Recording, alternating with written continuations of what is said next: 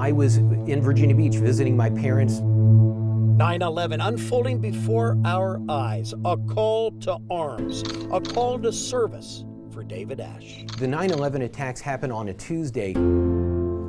Wednesday, I felt the way everyone felt. I couldn't sit still. I wanted to do something.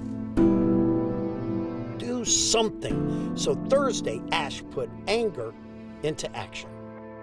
I had left a note on the kitchen counter for my parents that went to New York, I'll be back when I can. Ashe, a Marine who had been on terminal leave and just 4 days from ending active service, had a new, unexpected calling. He drops everything but a bucket and heads to Ground Zero to volunteer. I presented my Marine Corps ID, which was still valid, and for whatever reason, one of the coordinators said, come on in. Ashe and fellow volunteers with 5-gallon buckets formed the Bucket Brigades. We were called the Bucket Brigades, which sounded very apt.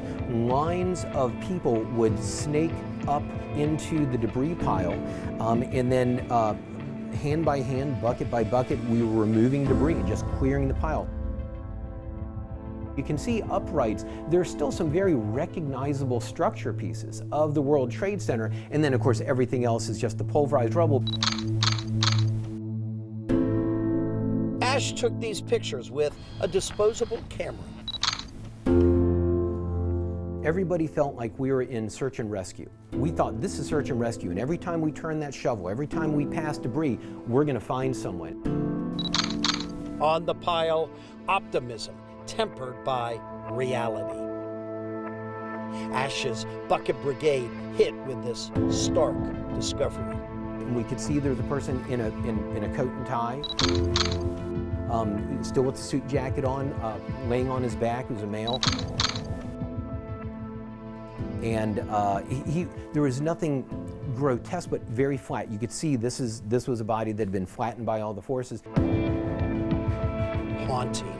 Pictures from the front line, vivid reminders of evil monsters. The scar here on this building where there's a piece of the trade tower, a very large defined chunk is hanging off, it looked like a monster had pulled a claw through that building. Glass was falling from high up, and boy, when it hit, it was like a gunshot. So impacted by 9/11, Ashe would continue serving his country for 2 years. In 2002, he was in Kuwait with a coalition task force, and in 2003, a tour in Iraq, 2nd Battalion, 5th Marines. 9/11 also changed the service and how Americans serve. It forever blurred the line between active and reserve forces. We used to have a big distinction about, hey, are you someone who just does this, from time to time? Now nobody knows, no one cares who's reserve, who's active, all one force, one team. All one force, one team, America. I'm Andy Fox, 10 on your side.